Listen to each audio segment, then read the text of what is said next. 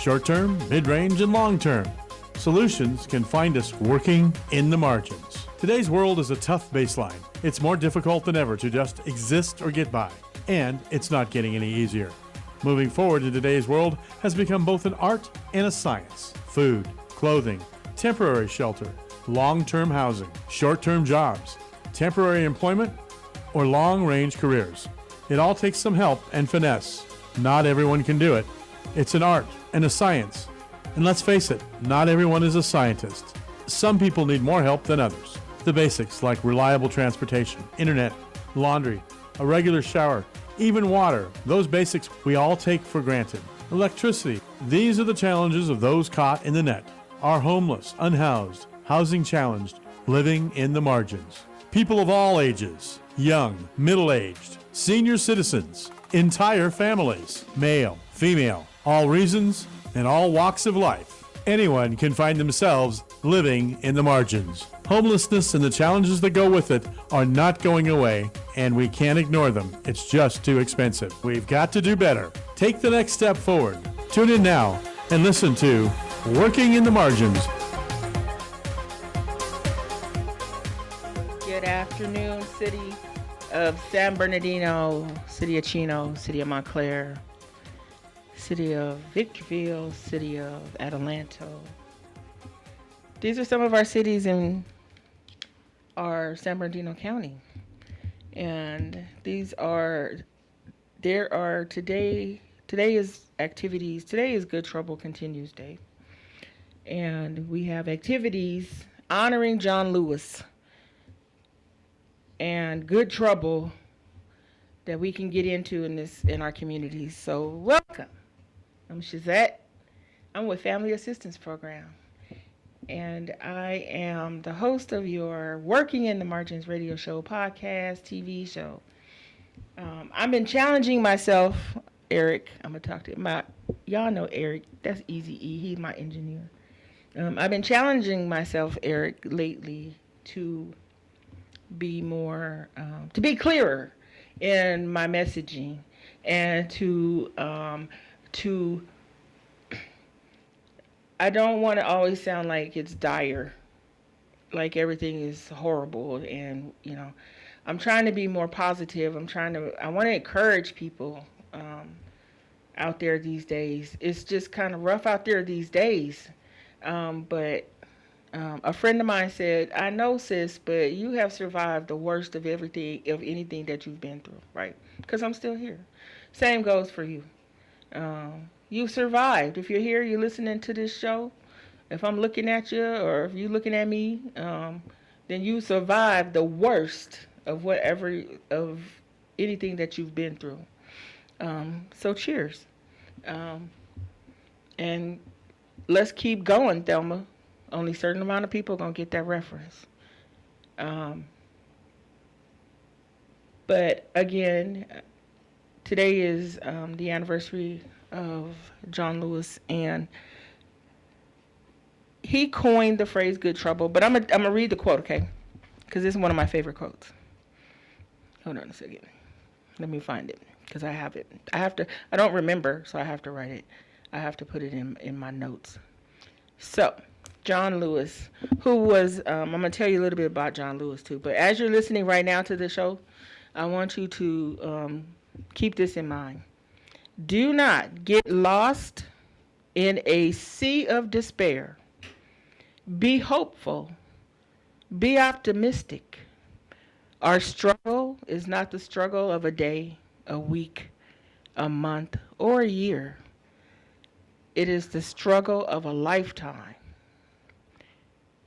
Never, ever be afraid to make some noise and get in trouble.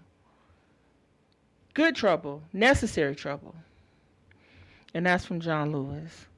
So we still need to get out and get into good trouble. We are needed community right now more than I think ever in the history of our United States. I think we are needed more because right now we need those that aren't fearful, that aren't.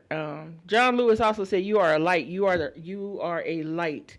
Never let anyone diminish or dampen that light."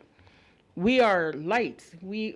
those of us that are willing to fight and to advocate and to agitate sometimes, agitate, um, that's an action word.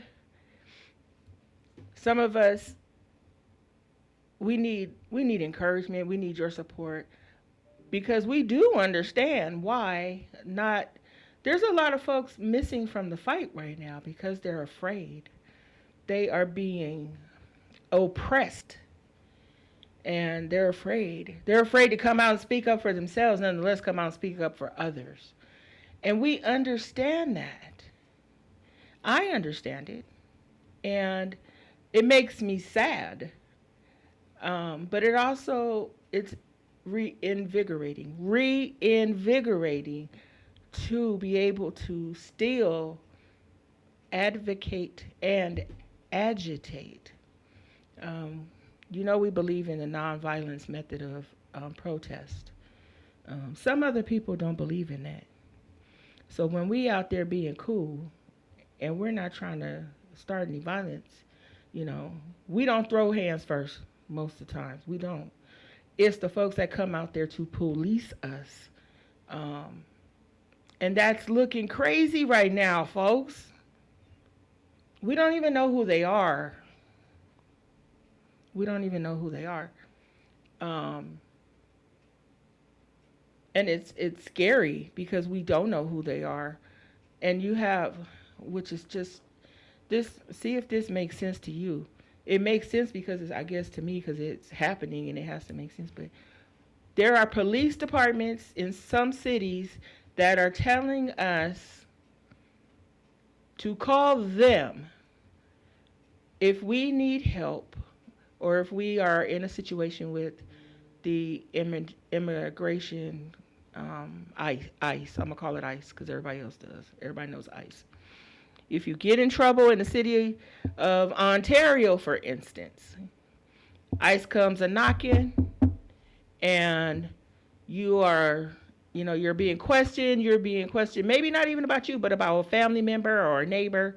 And they don't have, they're not wearing they're not wearing things that say who they are. It don't say ICE. Some of them, they got these little badges they say you could get off Amazon, or these little, tack vests that you can get off Amazon. They have already, they've already prosecuted, or they've started prosecution against some people that are going out and they're getting this stuff just because they are not mentally sound and violent, or they want to go out there and be, street warriors. They want to be out there, roughing people up, throwing little girls to the ground as they're taking her parents away. What are we going to do? What are we going to do? I think about it. I read the story about the little girl getting thrown on the ground, and I immediately thought about my Easy E engineer, because he's got a little girl. I don't know many people that, well, my niece I have a great niece, but she's real little.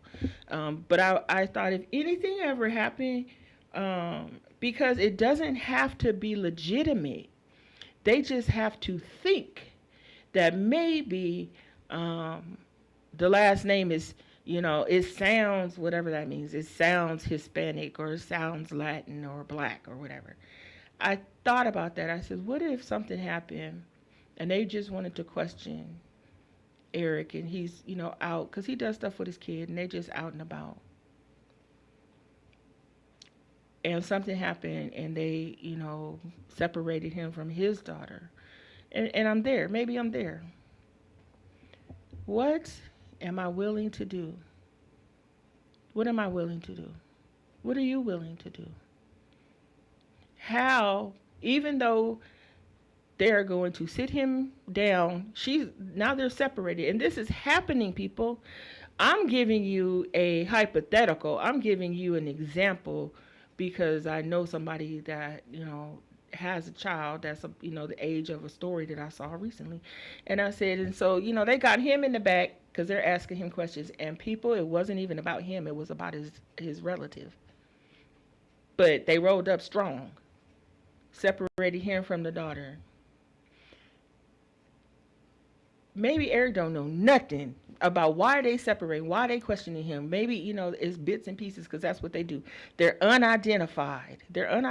So he doesn't know if it's ICE, FBI. He doesn't know if it's the CIA. He don't know. They just got tac vests on because that's what's happening. People, that's what we're seeing out there.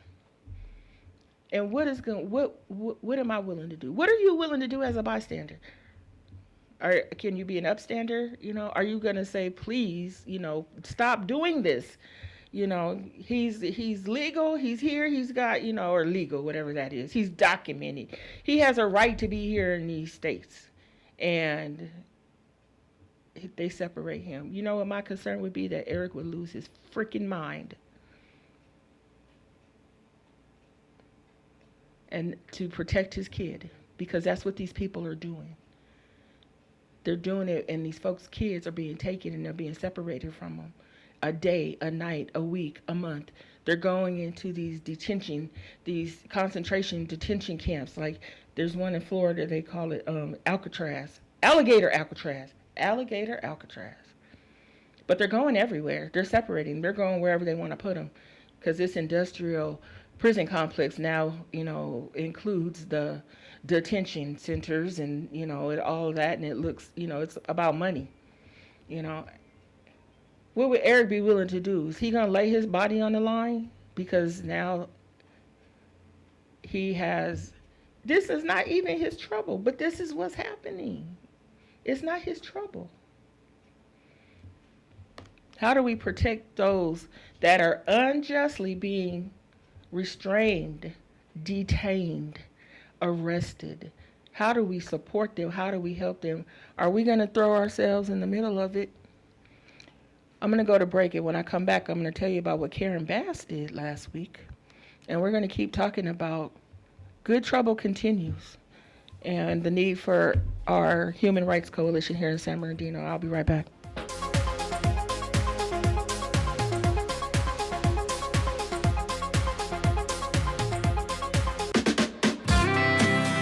Community matters. As the weather warms up and school is out for the summer, swimming is often a way to cool down and have fun. But keep in mind safety first when children and bodies of water come together. Whether it's at the beach, lake, swim center, or in the backyard, being safe and cautious is always important. Drowning is the leading cause of death for children ages 1 to 4, and the second leading cause of unintentional injury death for children ages 5 to 14, according to the Center for Disease Control. The CDC estimates there are 11 drowning deaths each day in the United States. In San Bernardino County, from 2020 to 2023, there were 47 drowning deaths. Last year, 7 people, 3 of them children, drowned in the county, according to Safe Kids Inland Empire. Education is really what's going to make the big change, and it needs to start early. Swim lessons as young as 6 months old, CPR and first aid classes can save lives. Drownings often happen quickly and quietly. So far this year, there have been 9 reports of near drownings involving children in Riverside County. In those cases, First 5 Riverside reaches out to connect families with swimming lessons. The majority of near drownings involving young kids occur in backyards and pools during non-swim time when adults aren't watching. Water safety experts emphasize the importance of having a significant sober supervisor keeping an eye on everyone in the water, and access to and proper use of life jackets in open bodies of water and on boats. For a day at the pool, beach, or other bodies of water, it's recommended parents get their children bright-colored swimsuits so that they're easier to find in the water.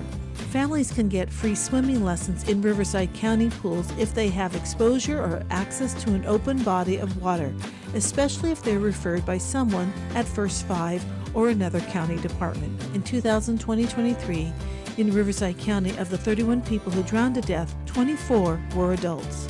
We want to have fun out there with California's warm weather and beautiful waters, but we have to remember safety first. To learn more about safety or swim lessons, check your city's or your county's website. For Community Matters, I'm Lillian Vasquez.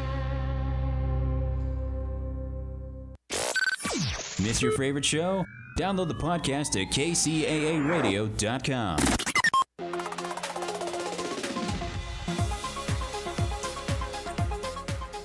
Welcome back, San Bernardino, Inland Empire. This is Shazad. I'm with Family Assistance, and this is our weekly radio show podcast. We are on KCAA 1050 AM, 106.5 FM. We are in the studios of the amazing Team Series 1932 to here in downtown San Bernardino. You can also find us on kcaaradio.com and KCAA TV on YouTube. Just Google it. You're going to run across something with KCAA all together. And if you ever wanted to call in during the show, I don't know. I've never really encouraged that. I don't know why. I'd rather you come on the show and talk to me. I guess that's why. But you can always call in at 909-383-1000. 909-383-1000. So again, today is actually Good Trouble Continues Day in honor of my ancestor John Lewis. He was one of our elder statesmen in the administration, in the government, in the federal government. He was also a civil rights leader. He that's what I know him for more. He was a civil rights leader, a civil rights activist icon in my community, in the African American community, Black community. And he played a crucial role in civil rights movement of 1960s. He served as a U.S. representative from Georgia, from District 5 for over 30 years. I think he had left office or wasn't doing too much right before he passed, but he had been in office for over 30 years. I love this about so Lewis was one of the big six leaders of the civil rights movement. He was with Martin Luther King, James Farmer, A. Philip Randolph, Roy Wilkins, and Whitney Young. He was a young cat, man, when he started this work. And there's pictures of him when he had gotten beaten on the near the Pettus Bridge with Martin Luther King and other folks that were protesting. He was arrested over 40 times for his activism. I need to catch up. I feel like I haven't been arrested enough for my activism. I don't know. I'm like, if you're a real activist, you gotta know you gonna get arrested. They teach it. They teach how to get arrested. What happens if you got good labor details in your counties or in your cities that that they encourage, that they're not against protesting. I guess if they're, if they know about our civil rights and that we have the right to protest, you can arrange it. You can safely, so nobody gets hurt. And most of the time, folks, I've been around for 58 years. Let me tell you something. And I've been out here doing this work for a minute. And I've seen protests, different kind of protests. I used to protest. I was with the union. We had contract negotiations that took us to the street sometimes. And most of the organizations that have their folks or their members or their constituents out there doing protests, because it takes a lot of navigating to get your constituents or your members involved. Most of the time in a protest situation or an activity, if you go out there for a couple of hours, walk around, you got to keep moving, hold your sign, somebody's got the bullhorn, walk around a little bit, a couple of hours, and stay peaceful. It doesn't have to end negatively. They're not going to send anybody after you. They're not going to send the National Guard after you if you are peacefully protesting. If you're, let me take that back. Normally. We are not in normal times, okay? So understand that. But normally, historically, before, we could protest till the cows came home. We could let people know. We could scream from the rooftops. We could walk, as long as we kept moving, walking around, obey the rules. We worked with labor. We worked with law enforcement. We worked with law enforcement to make sure that the right of being able to peacefully protest stayed solid. We used to work with law enforcement to do that. They would come out. They don't want to arrest nobody. They'll take. But if you do, if you're like, if you're sitting in the middle of the side of the intersection and and you don't move, and you're gonna, and that's arranged. That's arranged. They take you in, they put you in the little zip ties, I guess, and then they take you in the car, little paddy wagon, drive you around the corner, and, they give you a little ticket. You may have to go and do some community service or go in and, to try to deal with the ticket or whatever. It's a ticket. But what's happening right now, man, I don't tell people where I'm going to protest. I don't, I'll be honest, I've been kind of afraid to go out and protest. I know it's good trouble, and I believe in nonviolence, but that's me.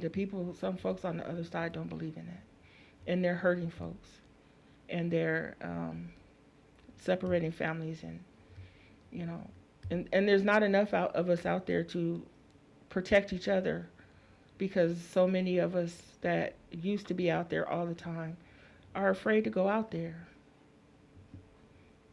There was a incident earlier this week where ICE went to a marijuana, a legal grow marijuana establishment, and they had a lot of workers. They went out there, and somebody, first of all, there's documented and undocumented there. Of course, that's mostly like in any place. But they didn't care. They were just going after the people. So the workers, they were hiding in the plant, in the factory. They were hiding and stayed hidden. They were in places that they knew that the people didn't know about. And I hope that was planned. I hope, or that was taught to them. I hope that the people who own the marijuana grow factory told them, if anything happens, y'all, here's this door behind this wall. They're not gonna find you there. You go to this. I hope, because lots of them had to hide, and they had to stay hidden for over a day until things kind of cleared up. But in the process of someone trying to protect himself, he fell 30 feet and he broke his neck and he passed away.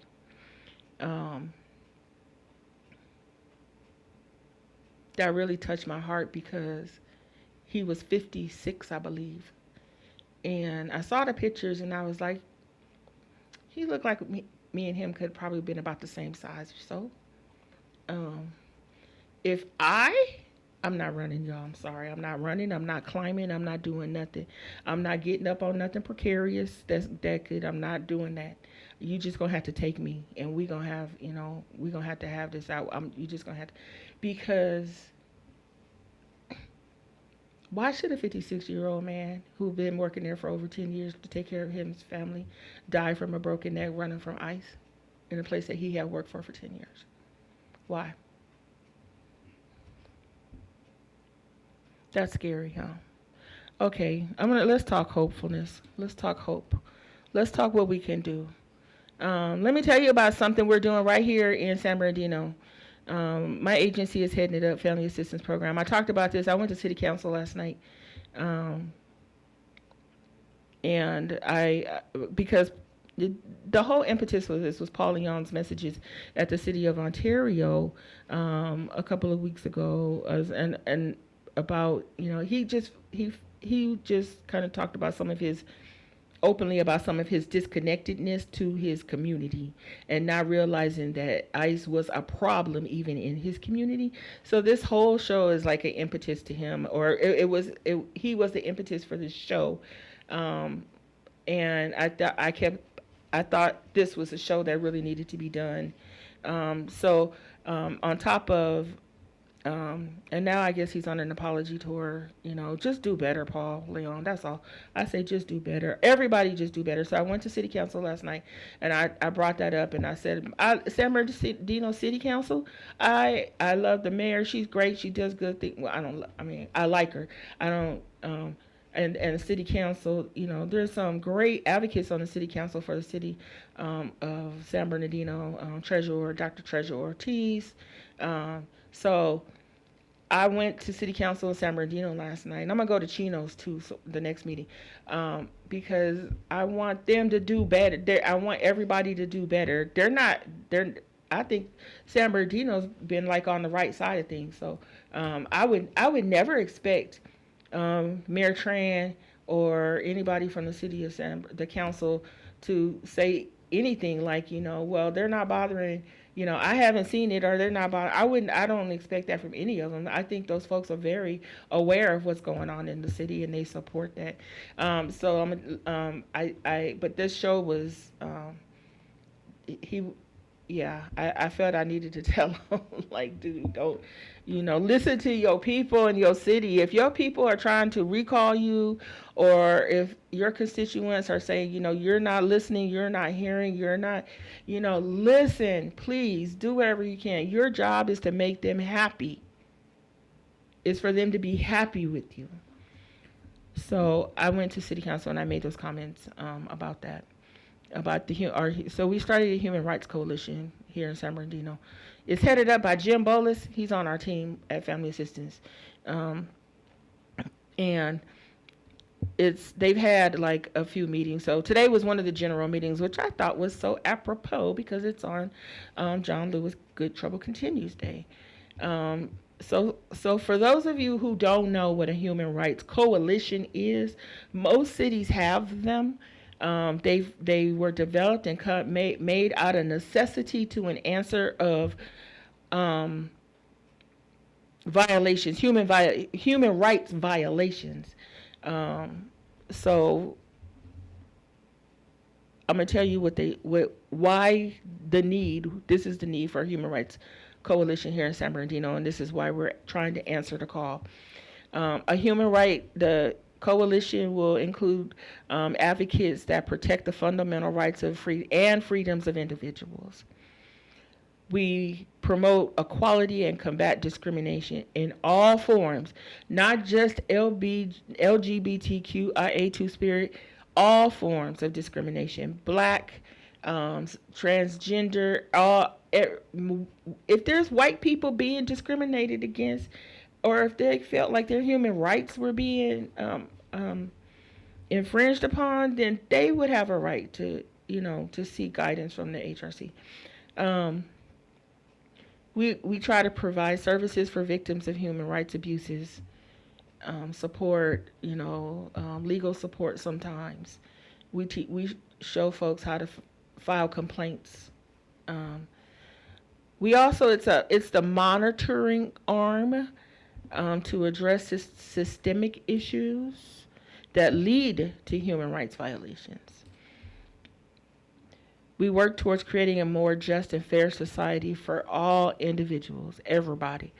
So that's immigrant, that is folks that don't have the documentation to be here, or that, legally, whatever that means. Everybody. I had somebody ask me, isn't that just for LGBTQ? Nope.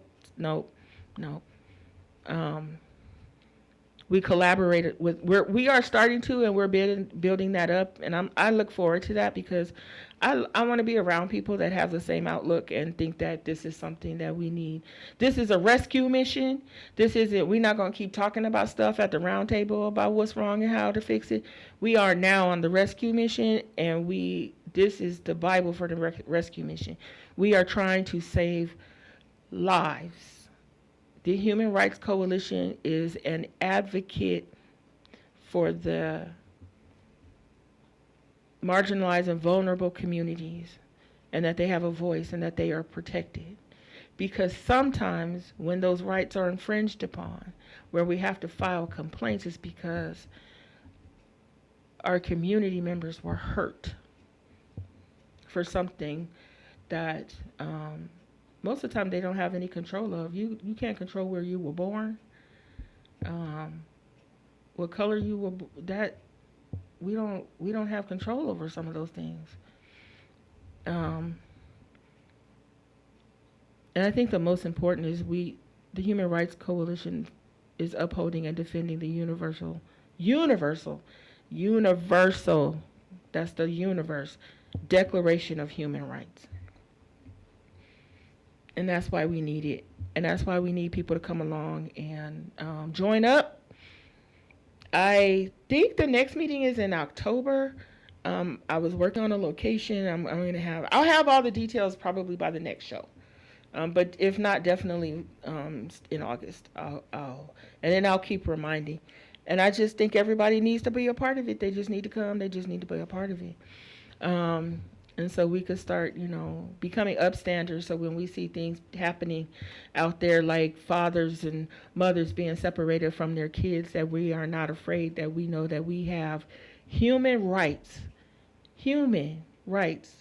that should not be infringed upon, because if they are, then it's a crime.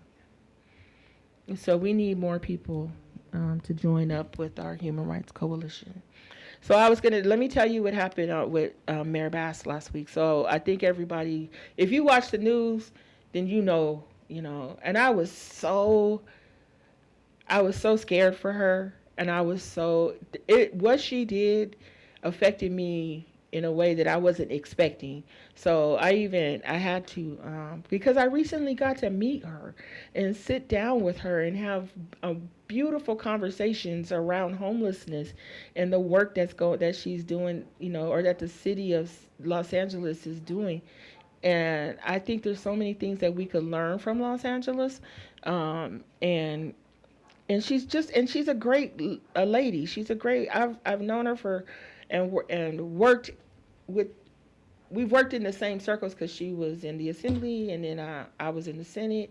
And so I've always known her. I've always supported her. And when I got to meet her, I was just like, it was the culmination. It was kind of a, like a bucket list thing. It was like, man, I because Los Angeles is the largest city. It has so much, going on, and it's always busy and in the news. So to be able to talk to somebody who gives the direction of that work is wonderful. So last week, if you're a person of a certain age, you probably even grew up in Los Angeles like I did up until I was a teenager. But everybody knows MacArthur Park. Okay, MacArthur Park. Everybody knows. And everybody probably knows that it's there's a high concentration of homeless there. They try to clean it up, It's like our Paris Hill Park, try to keep it clean and keep folks in, so it's been cleaned up a lot. And they started having like summer programs there for kids, and they had summer camps and things like that. So about a week or so ago, it was all a show. It was all performative. I don't know why. It was just, I don't know. Anyway, but it was like the National Guard and immigration, ICE they rolled up on MacArthur Park. Not just in like tanks and, armory battered cars and stuff. They rode up on horseback. And the only folks in the park at that time was some summer campers. And I'm pretty sure that they were probably, that scared the shit out of them. I'm pretty sure it would have scared the shit out of me. Why are you on horses in the middle of downtown Los Angeles? Who's running in downtown Los Angeles that you need a horse? So, Mayor Bass, if you watch this and you see this, I prayed for you in those moments. I want you to know that. I prayed for you because not a whole lot of folks have had the courage. And I watched you, and I watched every moment where it was just like, okay, I was like, please, I don't want nothing to happen to her. Because they don't care. But there was a phone call. She got to that park when that was going on. She got there. And then it was a phone call this and a phone call. And she was like, why are you here? You're not, get out of here. Why are you here? And she got on the phone call and she was like, there's no reason for them to be here. It's kids. They had to go take the kids someplace else. They playing in the park. Get them away from the horse cops. And she got those people to leave. Whoever she talked to on that phone, their leader, their boss. The last one was a guy taking his phone back from her saying, man, we got to go. So, and she got him out of there. And then she's been on like a tour. She's been talking because that was huge, folks. She put her body on the line. She put her, I know she was scared. I was scared for her. I kept thinking about what was going on with our state senator, Alex Padilla, when they yanked him out of a meeting, threw him on the ground, and put cuffs on him and all that stuff. And I was like, ooh, man, she a little bitty lady too. She's she's slight. And I was like, man, as a black woman, I kept thinking if it escalated as a black woman in this town, in this city, in this area, I kept thinking, okay, what are you going to do? She said, what are you going to do? Are you going to go out there? Are you going to put yourself out there? Are you going to, you're going to advocate? And I felt that I did what I needed to do. I messaged her and I told her how I prayed for her and how proud I was of her.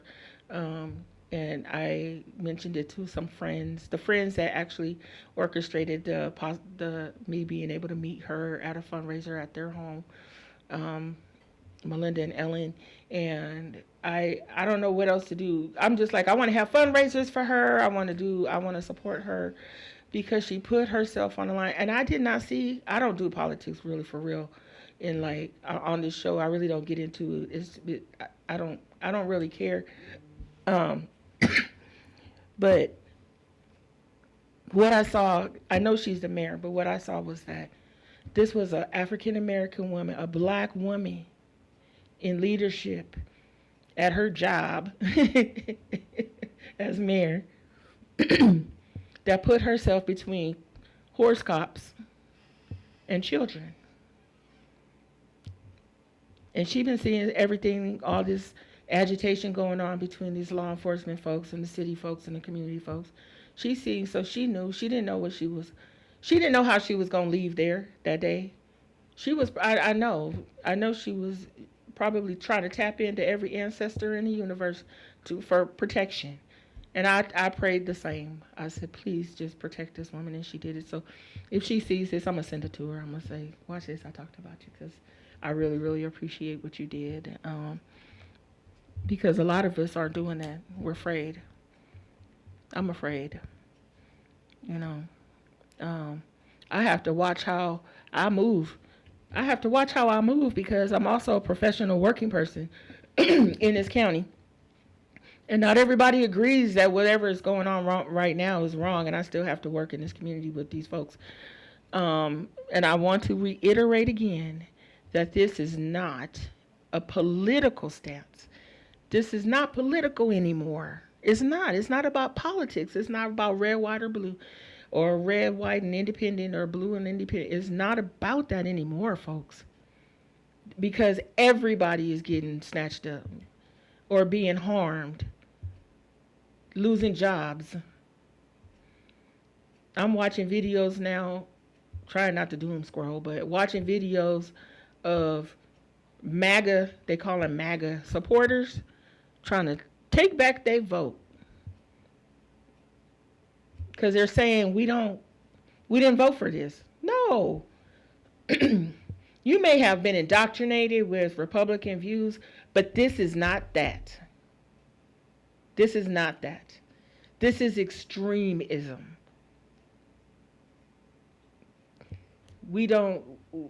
I don't even know. I don't know who's who anymore. I really don't. I think everybody may assume that I'm a liberal or that I'm a progressive, but I don't disassociate from conservatives. I don't know who in my circle is conservative. I know there's a lot of conservatives. I'm a hockey fan. I go to hockey games. And I'm like one of, nah, I don't even say that no more. There's a lot more blacks going to hockey because they know what's up. Um, Lots of Latin people, because they know hockey. It's about hockey. But I know that there are a lot of conservatives that in my circle, some of them probably unfriended me and stuff. Some of my comments that I make, or that I find, they probably, I find extreme pleasure. It's because it's funny. If it's a funny parody about some of the folks in the administration, and I'm gonna share it because I think they should only be made fun of. um, we have to find lightness. We have to find some. We have to find ways to cope. And mine has always been humor. So like Jimmy Kimmel, I watch Jimmy Kimmel, and he has names. He comes up with silly names for some of the folks in the administration. I just think that's hilarious. So that's my little happy. But folks anymore, San Bernardino anymore, i.e. anymore, San Bernardino County anymore, it's not politics. It's not about politics. This is about the consolidation of power among a small group of people.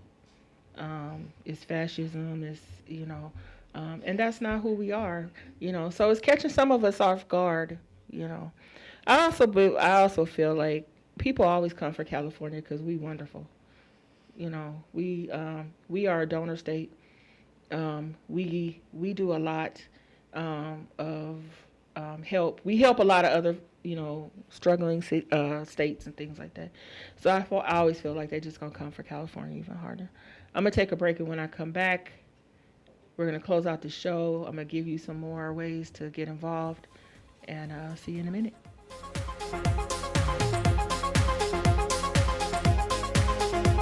KCAA Loma Linda. The Legacy KCAA 1050 AM and Express 106.5 FM. Now, here's a new concept. Hibachi Catering reminds listeners that more veterans will be returning home over the next few years, and many are local. These heroes have elite military training and valuable professional skills, but they also need jobs too. That's why Hibachi Catering is encouraging all local businesses. Let's make it the year we hire smart and hire vets. This message from Hibachi Catering, where they say service isn't just a courtesy, it's a commitment. For more information, call 951-326-9602. That's 951-326-9602 for Hibachi Catering at 9022 Pulsar Court in Corona. KCAA. Where life's much better. So download the app in your smart device today. Listen everywhere and anywhere. Whether you're in Southern California, Texas, or sailing on the Gulf of Mexico, life's a breeze with KCAA. Download the app in your smart device today. I'll be sailing out of yesterday in the Gulf of Mexico.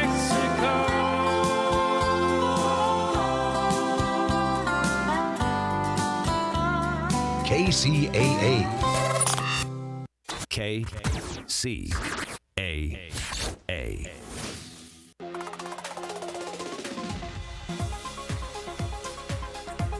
Welcome back. This is Shazad. So I have, I don't know, about 10 minutes, Eric, or so? Okay. I want to wrap up. And I don't want to leave today feeling like I just threw a bunch of sadness on you and I want to activate folks. I want folks to get activated safely, however you feel comfortable. I want you to get activated, and keep talking to each other. Let's keep talking to each other. Let's keep trying to work out, how we're going to survive these next, people keep saying 4 years, but some of the damage being done in our administration right now is going to last for the next 8 to 10 years. Some of the cuts and, things like, it's just kind of, I think it's going to be lingering effects, but let's keep talking to it. So I have a history lesson for you. And this history lesson is to let you know, all San Bernardino, my community, people out there that are trying to find the light. Like I started to show, we have all gotten through the worst of whatever experiences that we have gone through because we're still here. So some things that are happening right now may seem dire. It may seem, but what it is not new. We've had, so I'm going to share a historical, hold on a second, let me get to it. I want to share a little history lesson about the A-Team initiative. And here we go, okay. So I found this great article to help share, and I'll share. It was on NPR. It came out August 23rd, 2018. And the title of the story is "When the U.S. Government Tried to Replace Migrant Farm Workers with High Schoolers." And that was a real thing, folks. They were called the A-Team. So let me tell you about this. Boy, the year was 1965. That was 2 years before I was born. The year was 1965. It was on Cinco de Mayo that newspapers across the country reported that the Secretary of Labor at that time, his name was W. Willard Wirtz, W. Willard Wirtz, decided that he wanted to recruit 20,000 high schoolers to replace the hundreds of thousands. Okay, he wanted to recruit 20,000 to replace the hundreds of thousands of Mexican agricultural workers who had labored in the United States under the Bracero program. That was another farm worker program called the Bracero program. And that was started back in World War II. And we brought men from Mexico to pick the harvest in the United States. And they worked and they were compensated. We took care of their families. That ended in 1964 because civil rights activist Cesar Chavez, he realized and accused this government of wage theft and terrible working conditions and living conditions. And you know that Cesar Chavez, he was he along with Dolores Huerta started the UFW, United Farm Workers. But the farmers complained, and that's, and that ended the Bracero program. Wirtz, this Secretary of Labor, he cited this labor shortage and the lack of summer jobs for high schoolers, okay, right? Because he's trying to find work. So he cited this labor shortage and the lack of summer jobs for high schoolers and said, how can I fix this problem using one for the other? And that was his reason for the program. But he didn't want just any band, geek, or nerd. That's what he said. I don't want just any band, geek, or nerd. He wanted the jocks. They can do the work, he said, in a press conference in Washington. He called it, that's where they got the name, the A-Team. Athletes in temporary employment as agricultural manpower. They are entitled to a chance at it, he says, these high school athletes. Standing behind him, they said there was like future footballers and things. People that we know now, like pro footballer Jim Brown. Some folks that we know, Warren Spann, they supported this, okay? They would advertise, they spend money on radio ads and magazines, and to try to lure these kids with titles like Farm Work Builds Men. Farm Work Builds Men. So they advertised and they started the program.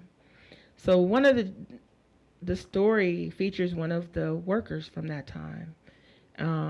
And I want to skip to the bottom to the end because it didn't work, y'all. It didn't work. They got all these kids working on the farm. You know, little Johnny from Kentucky that was, you know, going to University of Kentucky swimming, decided to go, they, you know, snatched him up and said, okay, here's his summer job, okay? They worked these fields. They had him out there working these fields. They had him in substandard conditions. They couldn't leave the location. They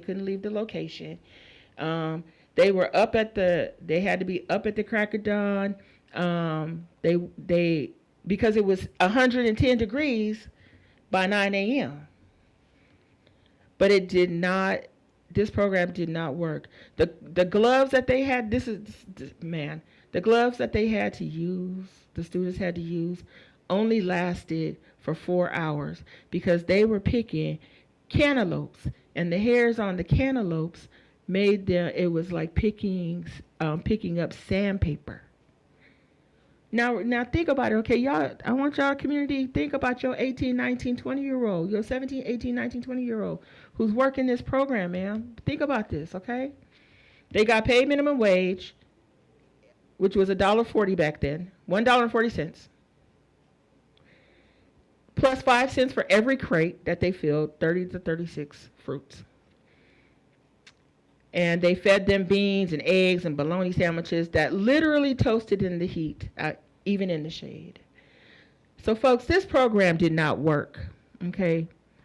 They can't bring this back either. They're not going to bring this back for what's going on. The folks that they taking out of our fields now, or while we got fruit and vegetables sitting in rows going bad, they can't bring this back because it didn't work.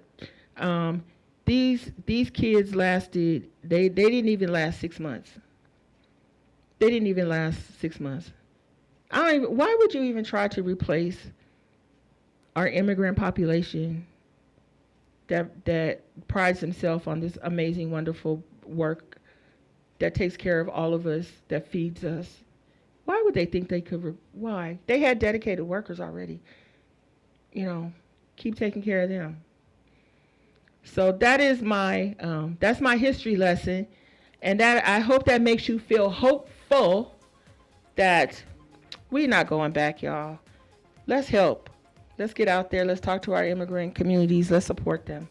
We're not going to go back we're not going to go back to that. Get in good trouble, folks. There's a lot of activities going around. Be safe out there, but get in good trouble. And I'll see you next week. Have a good evening. Have a great weekend, y'all.